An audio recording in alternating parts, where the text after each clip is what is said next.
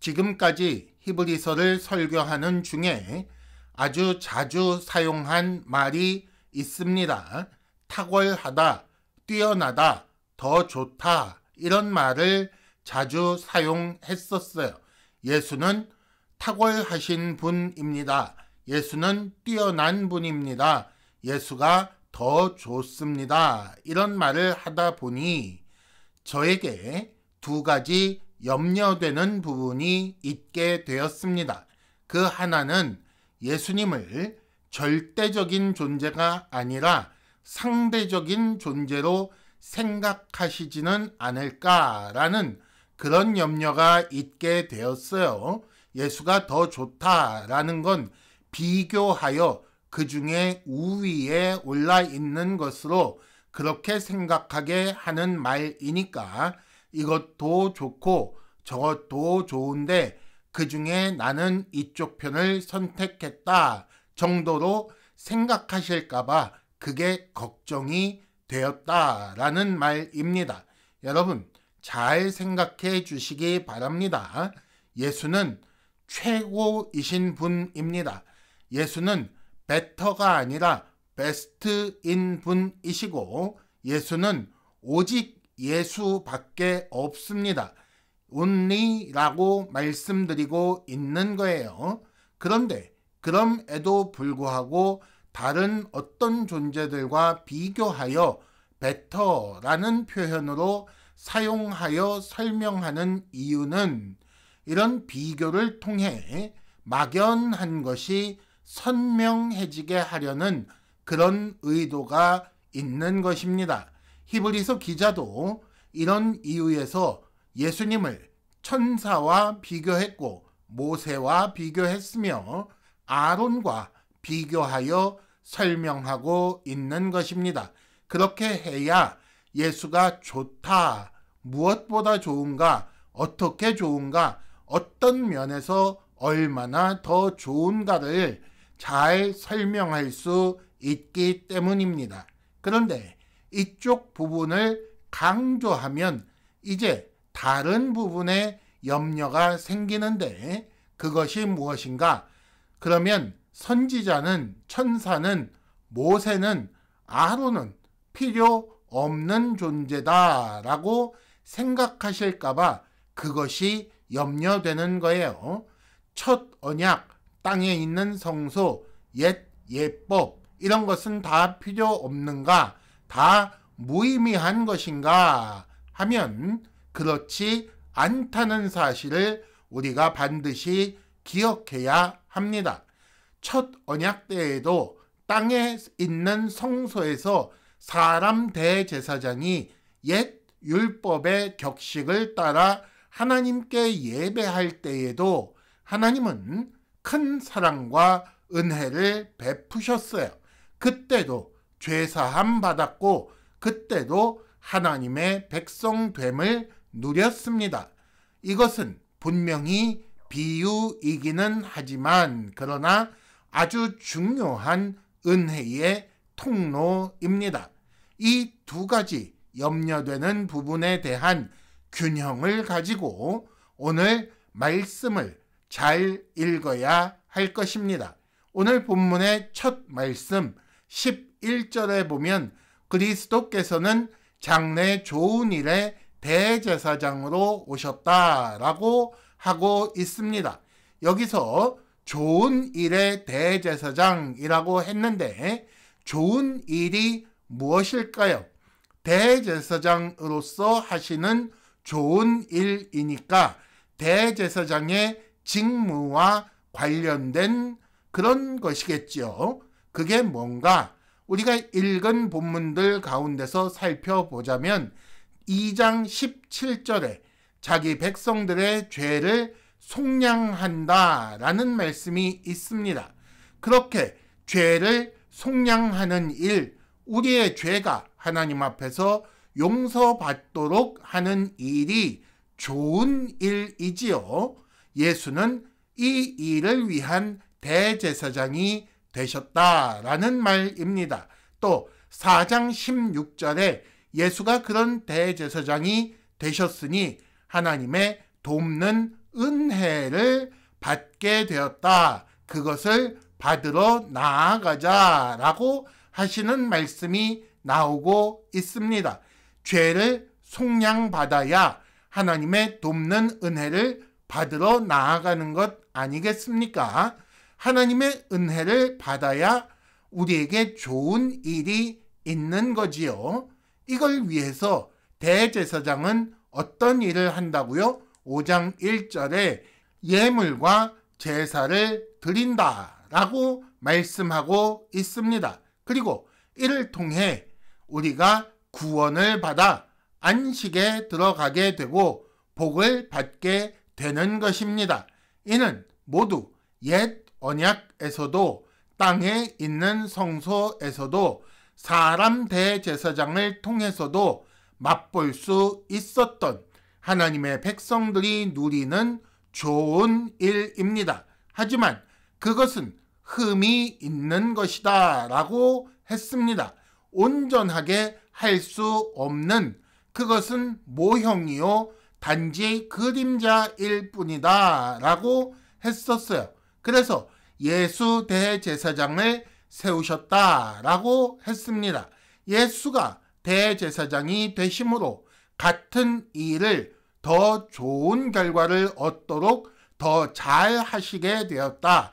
백성의 죄를 속량하는 일도, 이를 위하여 예물과 제사 드리는 일도, 그렇게 해서 하나님의 돕는 은혜를 받게 하는 일도, 그리고 이런 은혜를 통해 큰 구원, 온전한 구원을 이루어 참 안식에 들어가고 참 복을 받게 되는 것도 예수로 말미암아 이제 우리가 기대할 수 있게 되었다라고 이미 설명을 드렸어요. 이는 이미 이루어지기 시작한 것이요 장래에 완성될 것입니다. 예수는 바로 그 좋은 일을 위한 대제사장이십니다. 이것이 우리가 지금까지 읽어왔던 내용들 중에 일부분이지요. 이렇게 더 좋은 분께서 더 좋은 직분을 얻는 데 이어 더 좋게 직무를 행하기 위해 더 좋은 성소에 들어가신 일을 11절 하반절에서 이렇게 표현합니다. 손으로 짓지 아니한 것, 곧 이 창조에 속하지 아니한 더 크고 온전한 장막에 들어가셨다라고 했어요. 지난 시간에 9장 1절에서 10절까지 말씀을 읽을 때에 세상에 속한 성소의 모습과 대비되는 하늘 성소를 이렇게 표현하고 있는 것입니다. 이렇게 대제사장의 일과 관련해서 그의 직분이 더 좋다, 그가 일하시는 성소가 더 좋다라는 그런 말씀에 이어서 오늘 주제가 되는 피라는 단어가 이제 언급되기 시작합니다. 이렇게 히브리서 기자가 앞서 설명한 내용들을 요약하고 거기 이어서 12절부터 피라는 새로운 주제로 들어가는데 이것도 갑자기 나온 말은 아니에요. 9장 7절에 보면 대제사장이 1년에 한 번 둘째 장막에 지성소에 들어갈 때에 자기와 백성의 허물을 위하여 드리는 피 없이는 들어가지 못한다라는 말씀을 밝힘으로써 더 좋은 대제사장 예수께서 세상에 속한 성소가 아닌 더 좋은 하늘 성소에서는 더 좋은 피를 드리실 것을 예고하신 것이나 마찬가지입니다. 생각해 보면 이 세 가지가 아주 중요한 요소예요. 우리의 속죄를 위한, 우리를 속량하기 위한 그 제사에 있어서 아주 중요한 요소 세 가지가 있는데, 첫 번째는 대제사장이 있어야 하고, 두 번째는 그 대제사장이 섬기는 성소가 있어야 하고, 그리고 마지막 세 번째로는 그렇게 대제사장이 성소에서 드리는 제물의 피가 있어야 하는 것입니다. 그 중에 첫 번째 대제사장과 두 번째 섬기는 성소에 대해서는 앞에서 다루었고, 이제 그 제물의 피에 대해 다룰 차례가 되었기 때문에 11절에서 첫 번째와 두 번째를 간단하게 요약하고 12절부터 대제사장이 성소에 들고 들어가는 제물의 피에 대하여 말씀하기 시작하고 있는 것입니다. 핵심 내용은 무엇이 되겠습니까?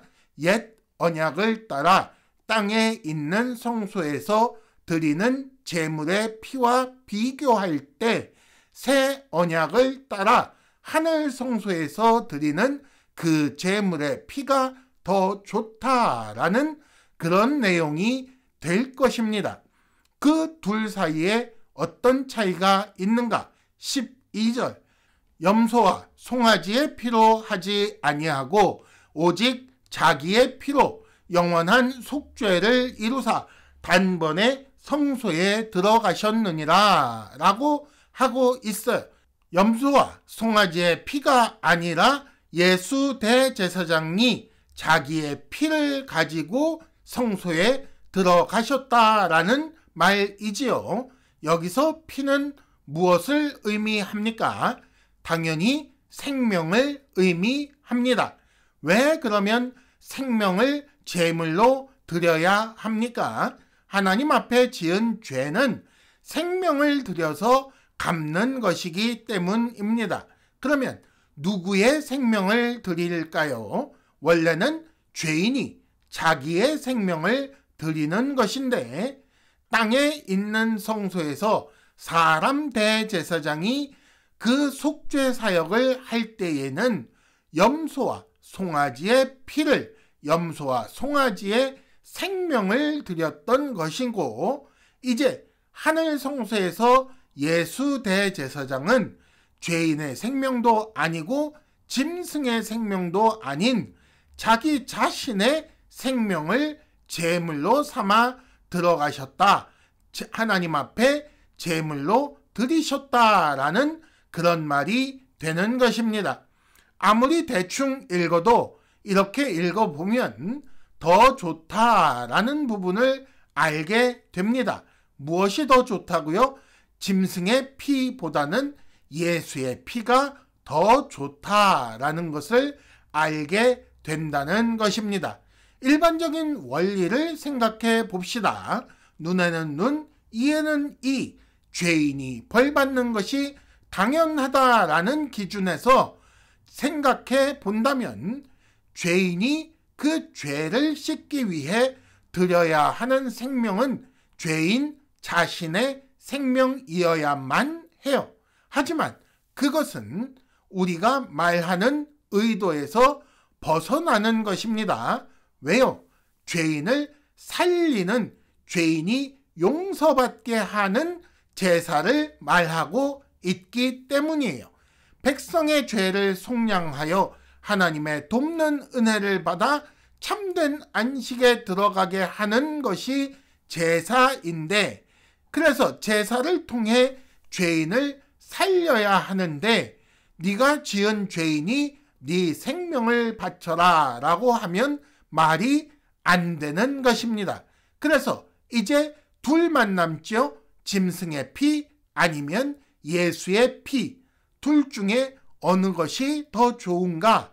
짐승의 피는 진정한 효과를 이루지 못하는 것입니다. 여기서 다시 처음에 했던 그 얘기를 생각해 봅시다. 이 말이 단지 짐승의 피보다는 예수의 피가 조금 더 좋다라는 그런 말이 되겠습니까? 짐승의 생명은 가치가 낮고 예수의 생명은 가치가 높다. 혹은 예수의 피가 더 효과적이다. 짐승의 피는 한 가지 죄를 씻을 수 있고 예수의 피는 죄 전부를 씻을 수 있다. 이런 기능상의 이야기를 하여 예수의 피가 더 좋다라는 그런 말을 하는 게 아닙니다. 진짜로 속죄라는 측면에서 본다면 예수의 피는 비교하여 상대적으로 좋다가 아니에요. 반드시 예수의 피여야 속죄와 관련하여 효과가 있는 것입니다. 그럼에도 불구하고 짐승의 피는 무의미한 것이 아니라는 말이에요. 만약에 짐승의 피가 무의미했다면 짐승의 생명을 드리게끔 하신 하나님은 재미로 짐승을 죽인 것입니까? 그건 재미라도 의미가 있지요. 재미도 없으면 하나님은 무엇 때문에 짐승의 생명을 뺏으라는 명령을 하셨겠어요? 그러니까 무의미한 것이다 하면 하나님은 무의미한 일을 시키시는 분이 되니까 이건 옳지 않은 해석이 되는 것입니다. 짐승의 피도 나름대로 의미가 있고 효과도 있는 거예요. 하지만 처음부터 짐승의 피를 가지고 완성된 온전한 구원을 의도한 것이 아니다라는 그런 말씀을 드리고 있는 것입니다. 이런 생각을 가지고 이제 13절과 14절에 나오는 짐승의 피와 예수의 피에 대한 대조를 우리가 읽어야 하는 것입니다. 13절에서는 짐승의 피에 대한 말씀이 나오지요. 염소와 황소의 피와 및 암송아지의 죄를 부정한 자에게 뿌려 그 육체를 정결하게 하여 거룩하게 하거든. 짐승의 피도 분명히 정결하게 거룩하게 할 수 있습니다. 하지만 한계가 있지요. 그 한계가 무엇입니까? 그 육체를 정결하게 라고 나와 있어요. 그에 비해서 14절 예수의 피는 무엇을 정결하게 해요? 너희 양심을 깨끗하게 그를 통해 하나님을 섬기게 하는 그런 효과가 있다는 것입니다. 결국 짐승의 피와 예수의 피의 결정적인 차이는 무엇입니까? 육체에만 영향을 주느냐, 양심까지 영향을 미치느냐 하는 그런 차이가 있는 것입니다. 비슷한 대조가 지난주 말씀에도 나옵니다. 9절과 10절 말씀에 보면 첫 언약의 성소와 거기서 진행되는 예법에서 10절 육체의 예법일 뿐이니 9절 섬기는 자를 양심상 온전하게 할 수 없다라고 말씀하는 것을 볼 수가 있습니다. 양심과 육체가 대조되고 있지요. 무엇이 더 좋을까요? 육체만 깨끗하게 아니요. 그보다는 양심까지 깨끗하게 온전하게 하는 것이 더 좋은 것입니다. 왜 그게 더 좋을까요?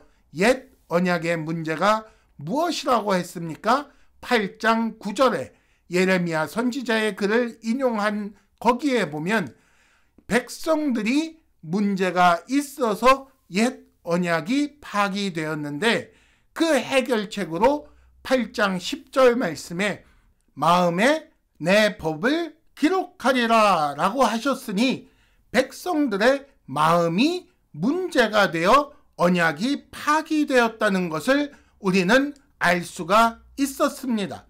우리말 번역을 양심이라고 했습니다마는 육체와 대조된다는 면에서 이를 심령 혹은 영혼 아니면 속사람이라고 이해하시는 편이 더 이해가 쉬울 거예요. 또 양심과 대조되고 있는 육체도 우리의 살 혹은 뼈 이런 말이 아니라 겉사람이라고 이해하시는 편이 조금 더 수월하게 이해하는 방법일 것입니다.